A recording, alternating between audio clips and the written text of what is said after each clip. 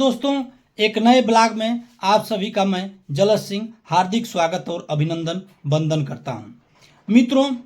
Operation सिंदूर रोकने से पहले भारतीय सेना ने पाकिस्तान के 6 अहम एयरबेस पर हमला करके उसको भारी क्षति पहुंचाने का काम किया है। सबसे महत्वपूर्ण बात मित्रों यह है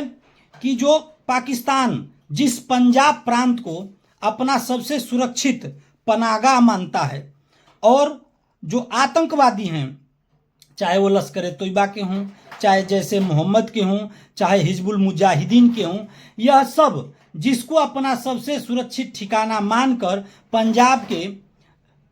इन शहरों में अपना बेस बनाते हैं, ऐसे जहां सेना का मुख्यालय है रावलपिंडी और उसके चकलाका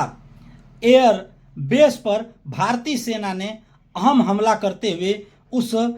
एयरबेस को भारी क्षति पहुंचाई है। इसके अलावा भारतीय सेना ने पाकिस्तान सेना के मुख्यालय के करीब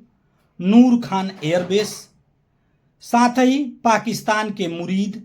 सुक्कुर, चुनियन, शोरकोट, चकवाल आदि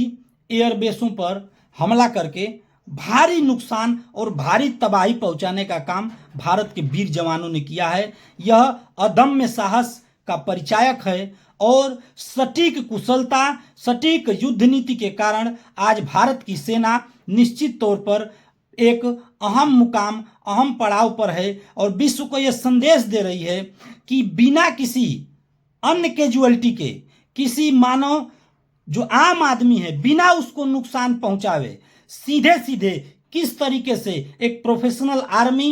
अपने देश पर हुए हमले का बदला लेती है, यह काम भारत की सेना ने करके दिखाया है।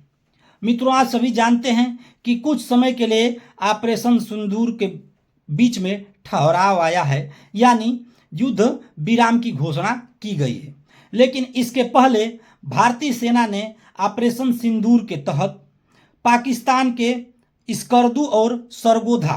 यह जो 2 महत्वपूर्ण ठिकाने हैं, जकोकाबाद का जो एयरफील्ड है,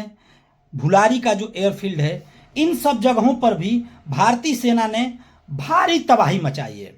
साथ ही भारतीय सेना ने जो बॉर्डर के नज़दीक जो इनका सैनिक ठिकाना है, साजो सामान रखने के अड्डे हैं, उसको भी भारतीय सेना के द्वारा उड़ा दिया गया है। तो जब ऑपरेशन सिंदूर रुका है, इसके पहले भारत ने पाकिस्तान को भारी मात्रा में उनकी तबाही मचाई है। साथ ही उनके कई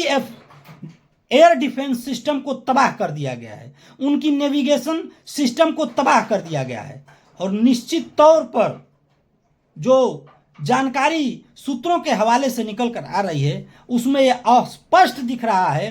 कि जो जनरल है मुनीर पाकिस्तान का, वह बंकर में जाकर के छिपा हुआ था और उसको यह डर था कि कहीं भारत मुझ पर ही हमला न कर दे। निश्चित तौर पर डरना चाहिए मुनीर साहब, क्योंकि जो आपने कृत्य किया है वह कृत्य कहीं से भी माफीनामे योग्य नहीं है। चाहे आप हों, चाहे हाफिज सईद हों, चाहे अजहर महमूद हो, यह सारे भारत के मोस्ट वांटेड हैं और सबसे बड़ा कोई आतंकवादी है तो पाकिस्तान का जनरल है, उसको सबक सिखाना निश्चित तौर पर अनिवार्य है। और आप चिंता न करें, आपको भविष्य में भारत की सेना करारा जवाब देगी। हमें भारतीय सेना पर पूर्ण विश्वास है। जय हिंद,